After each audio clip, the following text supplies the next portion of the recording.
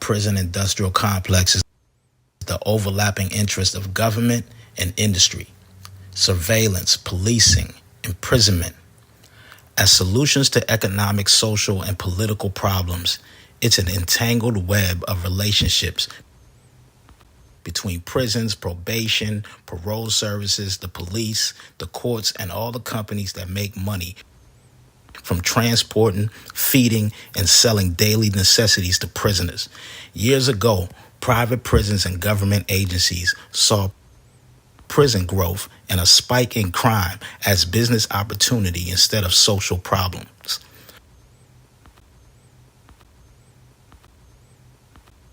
The prison industrial complex only causes more crime. If a corporation's customers are prisoners, then that corporation is in the business of more crime. The war on drugs was not in any way a thing to help people. It was the prime way to take people of color off the streets and put them in jail. It was a setup. It was a pure setup. In researching for this documentary and the topic of the prison industrial complex, I was able to discover that this started with the war on drugs. I began the meeting by making this statement, which I think needs to be made to the nation. America's public enemy number one in the United States is drug abuse. Nixon in 1971, and which a Nixon advisor openly admitted was a tactic that the Nixon administration used to harm communities that would oppose him. He said, quote, "The Nixon campaign in 1968 and the Nixon White House after that had two enemies, the anti-war left and black people." You understand what I'm saying? We knew we couldn't make it illegal to be either against the war or black. But by getting the public to associate the hippies with marijuana and blacks with heroin, and then criminalizing both heavily, we could disrupt those communities. We could arrest their leaders, raid their homes, break up their meetings, and vilify them night after night on the evening news. Did we know we were lying about the drugs? Of course we did. The war on drugs is and always was a conspiracy to commit fraud against American citizens. If anybody watching this documentary has not seen the movie American Made, starring Tom Cruise, it's a good watch. But the American Made movie only told parts of the story. Barry Seals started running covert operations for various government agencies as early as the late 1950s, while he was a member of the Civil Air Patrol in New Orleans, well before he became a TWA pilot like the movie says. Seals said that he started by doing things like flying guns for the CIA to revolution fighters in Cuba in the late 1950s and flying operations for U.S. Army Special Forces in Laos just prior to the Vietnam War. During the Iran-Contra scandal of the 1980s, the U.S. plotted to secretly help the Contras overthrow Nicaragua's communist Sandinista government. Money from the sale of weapons to Iran was used to help fund the rebels in Nicaragua. However, the U.S. needed a way to covertly get the funds and weapons to the rebels. Using pilots like Barry Seal was a means to an end. Barry Seal was actually the pilot that flew the drugs back to Mena, Arkansas, at the time when Bill Clinton was the governor of Arkansas. Once the drugs was in Mena, Arkansas, it was then distributed to different communities from different states and different cities all over the country. Some might remember Freeway Rick Ross and his story. He was getting his drugs directly from the CIA. But we know that story now. It's even been glamorized in the popular TV series Snowfall. This is Roger Reeves. He was one of Barry Seal's best friends and also helped him run a lot of his operations. Yeah. Let me just tell you about the drug war. Today, I'm not talking about, but a policeman gets a job here in any town. There's 10 or 15 of them going this year. And one of them, he's a go-getter. And he lets his hair grow, and he gets some tattoos and some dirty clothes, and he goes under the bridge, and he gets one of those poor mentally ill people, bums, hobos, and they sell 2 or 3 or 5 grams to their neighbor over there, and he arrests both of them federally. Now he's got 2, and next month he does it, and he's got 2 more. At the end of the year, he's got 15 or 20 major drug busts. Mm-hmm. And he does that for 2 or 3 years. And the other fellow, he's at a desk somewhere, and this guy made captain. No, the one that makes all these little tiny busts, all these insignificant nothing. He just putting poor people in prison. Right. Now he's captain. Now he's lieutenant. Now he's captain. Now he goes up the ladder. Rocket. Now the prosecutor, the one that can say, I got him. He has 2 grams of methamphetamine. 2 grams, ladies and gentlemen of the jury. He has 5. Give him 5 years in prison. No matter about his poor wife and children crying. Put him in prison. We need fodder for these private prisons and for the federal system.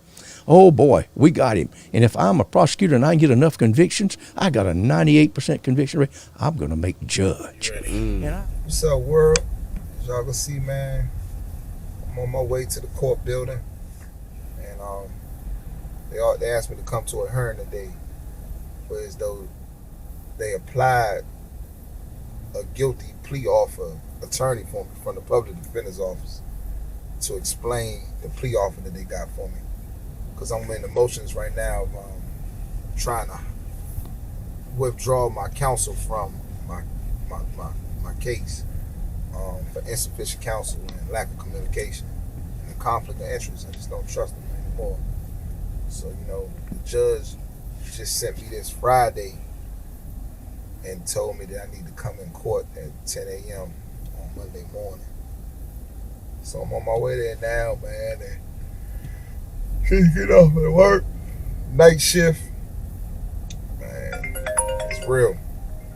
The grind is real, man. I haven't been asleep.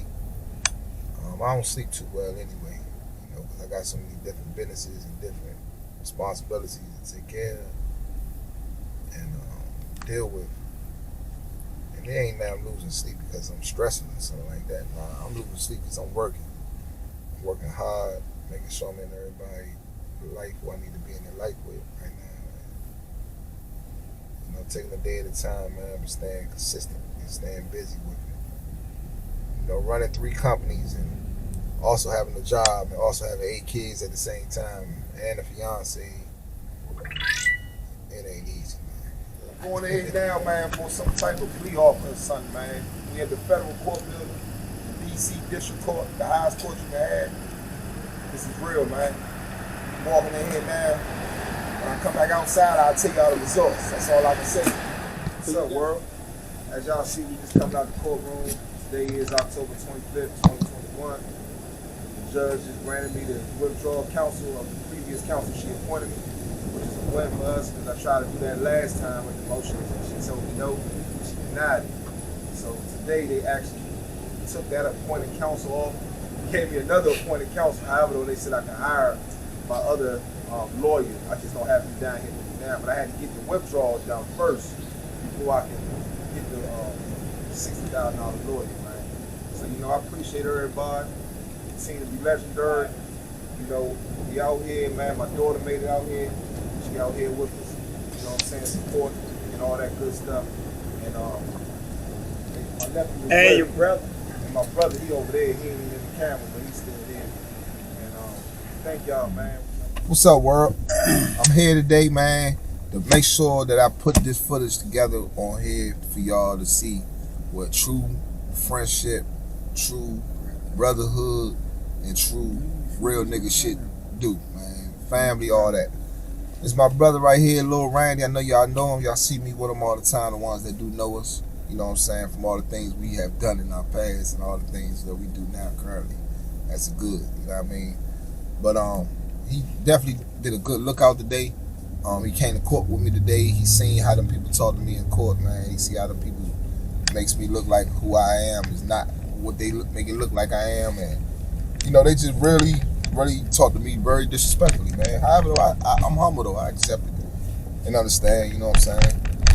They want me to do some contempt stuff or something, make them feel a way to, try to lock my ass back up or something. I don't know, but make a long story short, Randy know that I was $4,000 more that short of my. He can tell y'all better than I can. I don't want to, spill. All right, so look, right? My brother calls me. He say, man, I need to get this lawyer. I'm a little short. I say, man, I really don't have it, but, it's my brother. You know what I'm saying? And am I my brother's keeper? Yes, I am, because we family. You don't do me like G Money though. But yeah, Nah. go ahead though. But I mean, you know what I'm saying? I'm my brother's keeper and my sister's keeper. So, you know what I'm saying? My brother's been going through some wild times in life, man. Like, he made some mistakes when he was a kid, and it's coming back to haunt him now. So, I mean, the thing is to let people know that how you start the race don't necessarily mean that's the way that you're going to end the race. We started off as young because of our environment, and our environment put us in predicaments and situations where we had to do what we had to do to earn an income. So, I mean, we made some mistakes in our past, and right now what happened was, after my brother has paid his debt to society through all of this time, he went to jail and did his time for all of the dumb stuff that he did when he was younger. So just by him now just being affiliated with a criminal, the judicial system is trying to put him in jail because he knows somebody that committed a crime. And Allegedly. They don't even know if he even committed a crime. Yeah, you gotta make sure you say that. So it's like allegedly, it's like lies, rumors they just made up, and he physically did not do anything that they saying that he did. And so he reached out to me, he said, "Little bruh, man, hey, look, man, I need some money." So I said, "All right, man, you've been doing the right thing in God's eyes, in Jesus' name." So when you do the right thing in life, God rewards you. So you don't necessarily have to. Wireless fixture. So you don't necessarily in life have to just. Man, look, put it like this. The man messed up. They trying to hit him for some stuff that he ain't do. He reached out to me. He was short on some funds. He said, "Bro, I need a couple of dollars." I said, "Look, all right, this is what I'm gonna do. I'm gonna go to the bank. I'm gonna go get you a couple of dollars. Now you gonna drop the money and lose it. I'm gonna go get you a couple of dollars, so you can go get you a lawyer." It's legit. You know what I'm saying? We work. We got kids. We take care of families and all of that. So he said, man. And so I said, all right, well, hit it. He said I need $4,000 or $5,000, and he my brother, so he go $5,000. Like, hey, man, go get you a lawyer. Y'all see it, man. This ain't no prop money or nothing, man. Shit real. This is real brotherhood's about, man. And we gotta lead by examples to be the samples. You know what I'm saying? We gotta be the samples to lead by the examples. Nah, it's not no prop money. Let me see. It's not a prop.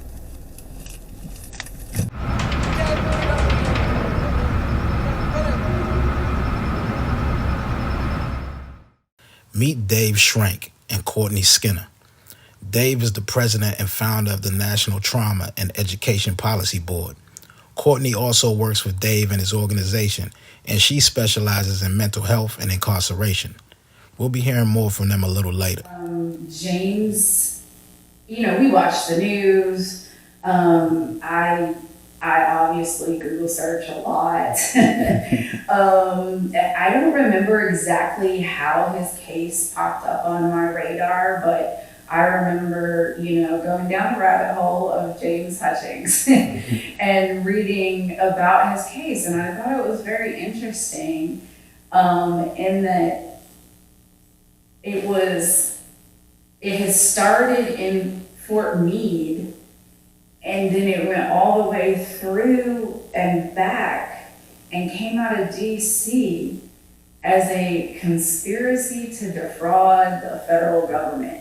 The modern elements of conspiracy are 1. An agreement. 2. Between 2 or more people. 3. That is entered into for the purpose of committing a crime. 4. An overt act is made in furtherance of the conspiracy. An agreement is the most important part of conspiracy. In some jurisdictions, to be charged with conspiracy, all that is required is to form an agreement to commit a crime. The agreement does not need to be formal or an in-depth plan, and its existence can be inferred from the circumstances. This agreement can allow the courts to find a conspiracy from the circumstances surrounding the completed crime, even if there is no evidence of actual verbalization or paper trail of the plot. Even if the underlying goal of the agreement cannot be accomplished because it is physically impossible, the defendants can still be charged with conspiracy. Time a person is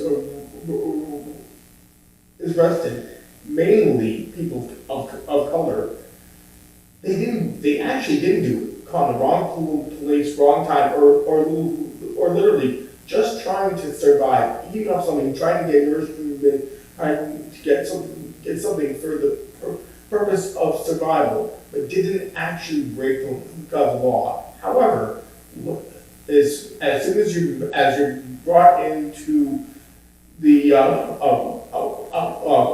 police precinct, end up locked up, and this is at this age for many, is kids who are between 16, 17, 18, babies, who really don't understand what's happening.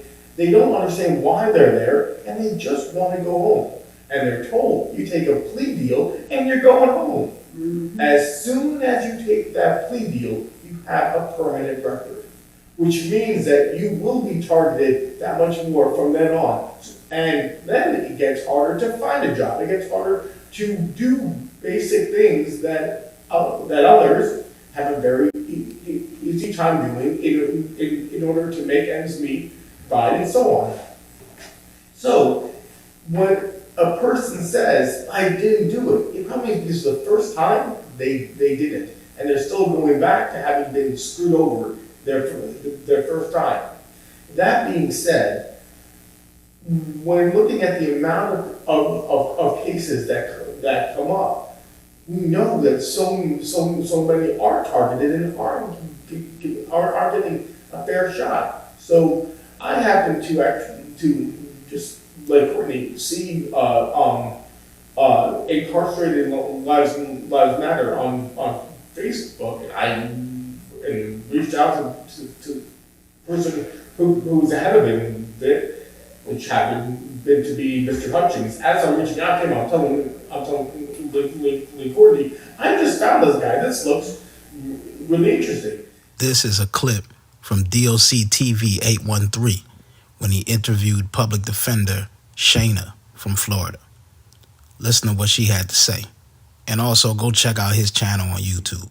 Have you seen people in the federal system where you feel like they got railroaded? Like whether it be proper representation, the sentence was crazy long for the crime. You know, my blanket answer to that is going to be that the way that a lot of the laws are written and set up, and I'll say mainly conspiracy charges. Yeah, because they don't even need to catch you with anything.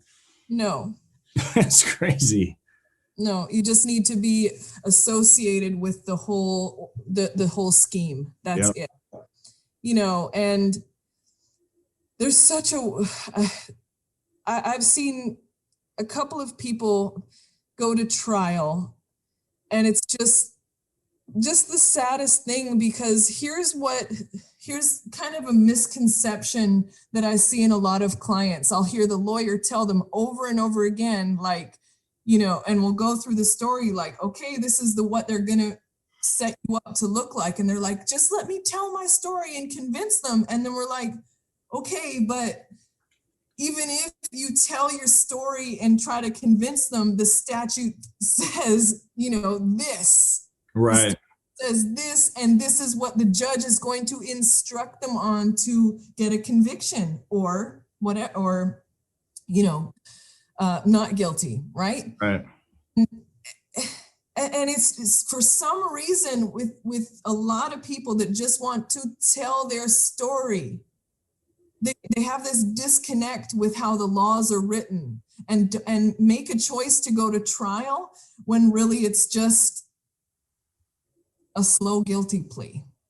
Yeah, they're kind of like they're set up to lose it even when they start it type deal. Right. And I really feel for them, and it's like really hard conversations to have with them, with the clients, like, hey, you know, because of course the penalties are, the guidelines become higher if you go to trial and you lose. You know, in the federal guidelines, there's acceptance of responsibility depending on the base level offense. You get 2 levels or 3 levels off. If it's 6 higher levels, you get 3 levels off for acceptance of responsibility for your plea. So already built into the system is an incentive to plead guilty. Now we return back to James, as he's still trying to round up the money to pay for the lawyer since he got rid of his public defender.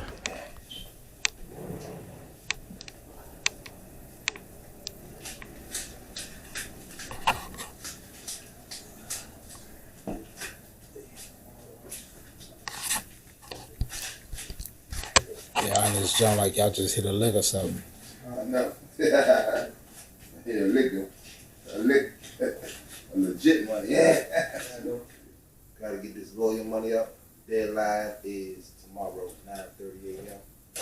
To hire me a super lawyer, which will run me about $40,000, but they need $25,000 up front.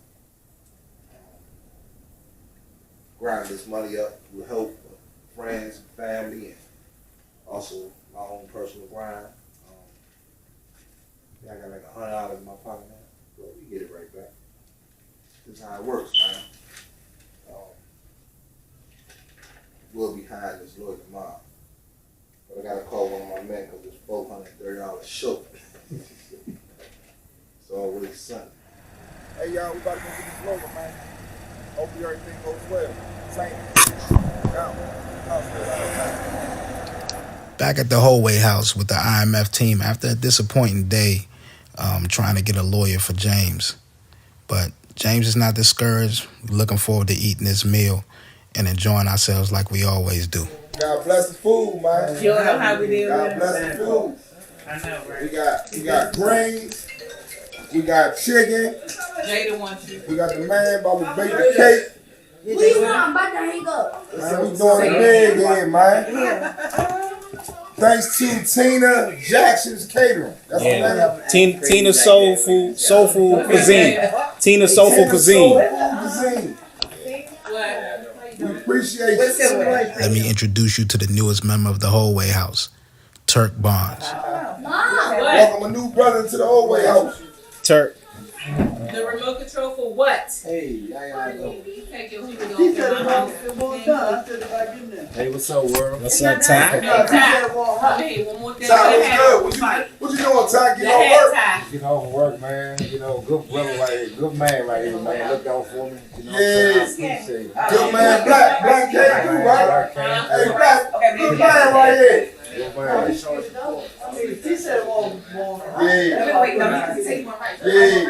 Yeah. The other stuff, I just put the rice, put it on top of the rice. I mean, put the rice down first. New guy right here. New guy to y'all, old guy to me. We go back 30 years. 30 years. More than 30. Right. You were number 33. You were 9 years old. I said 31 years. That's 31 years. I'm 40 now. Oh, let me show y'all the new projector we got in this joint. Hey, Ty, turn that light on so I can show them the new projector. Yeah, look at this joint. Y'all look, we watching the Wizard game. Man, the Holway House like that, Slim. Hey, the Holway House like that, man. So I was in re-entry program in Virginia. I got everything transferred to DC because of James and the Incarcerated Lives Matter. Because Virginia, I couldn't get a job. They had me in a re-entry program, OAR. It's a re-entry program. I filled out so many applications day after day after day, going to every interview, and they was telling me you are hired until my background check came. My background came, And they said, we can't hire you. So how is this a reentry program? You supposed to know that I just went high. I got in this program from my probation officer, from prison. So they supposed to have something set up so we can get a job. That's what the re-entry program supposed to be. Yeah. They ain't doing it, man. Just because he know people and people come together because of his program and people call him because trying to get on the same accord. I got a job and now I'm doing 100% better. You know what I'm saying? You know what I'm saying? I ain't the one. You know what I'm saying? For real. I wasn't out there just because of trying to be out there. I was out there trying to feed my family like a lot of people have started being out there, but at the same time, hey man, I'm gonna feed my family the right way. Like you said, the people coming from out of prison deserve a chance. The people that never been to prison deserve a chance. You see what I'm saying? Because before I went to prison, the only reason why I went to prison because they ain't giving me a chance. So it ain't really about the background. That's just something else they can say. You see what I'm saying?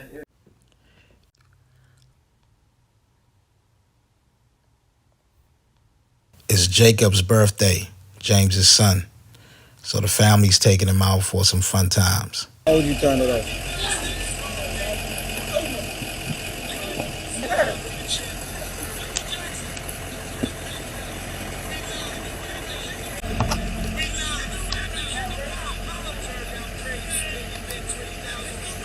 New day, new opportunity. So we back around here by the Holway House on Good Hope Road as there's a block party going on, held by Presto and some other brothers from the community. This is no slide zones out here, you know what I'm saying? South City neighborhood. Giving out food, you know what I'm saying? So shout out to Cousin Wayne, my man Doctor from the One Zone, Presto, you know, we from around here. We just, you know, doing something for the neighborhood. We'll be back out here Sunday, and then we'll be right here on Thanksgiving, giving everything out. Turkey, mac and cheese, my sister cooking it too. So okay. That's what it is, though. Alright. Yo, the struggle is real. What's up, world? As y'all gonna see, man, you know, we here to pay the rent for the Holway House.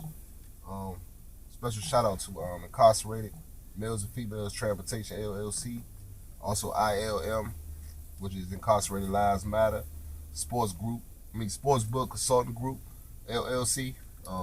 That's our sponsors. They make sure we pay our rent every month. And also the people that participate in the $2 Tuesdays, people that participate in donating clothes.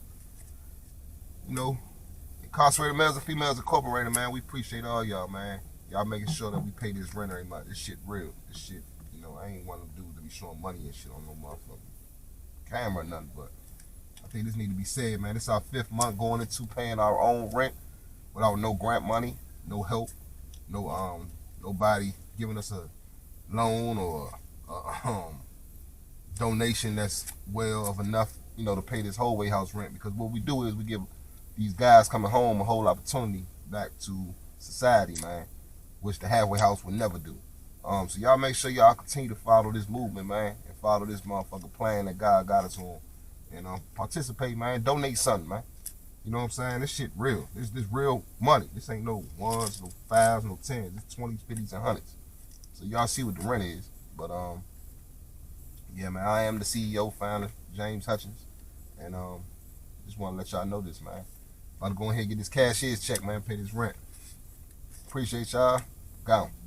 One of the best kept secrets, in my opinion, of the DC, DMV area is the entrepreneurship that goes on. There's a lot of homegrown businesses that come up, from clothing lines to you name it. And James never hesitated to support our homegrown businesses. Tell the people where we at. Oh, I'm so DC all the time. Honey, come on over, boo-boo. Gotta get you in here too. Yeah, we gotta plug it. They normally gotta pay for the documentary, but he got a little free blicker real quick. Y'all see, man, over here, I'm so DC, man, picking up my material, my pearl, I'm saying. You know what I'm saying? From a good man, Bay Sean, and also I'm so DC whole crew, and the whole staff and everything, man. They always treat me well. You know what I'm saying? So I'm here, gotta put up on this documentary that y'all know about it, man. This is Mr. Bay Sean right here. That's Mr. Francis Hall. I'm so DC. Tell them the location. We're 4303 Rhode Island Avenue, Suite 312 in Brentwood, Maryland. This is considered the Gateway Arts District. Washington, D.C. You already know. Good man right here, baby. Good man. Yes. Look at this, man. Great material, man. Look at this, man. This, can't beat it, man. Hold it up again. Show me the back of the jump. Open the jump, turn the show me the back. This is what he's doing. Incarcerated lives matter. Fishing. Sound man. Man. That's it. That's bad right there. That's it. You get your 1,000 jump now. Yeah. I'm still promoting that. 1,000. No, he need 1,000. That's not 1,000. That's it.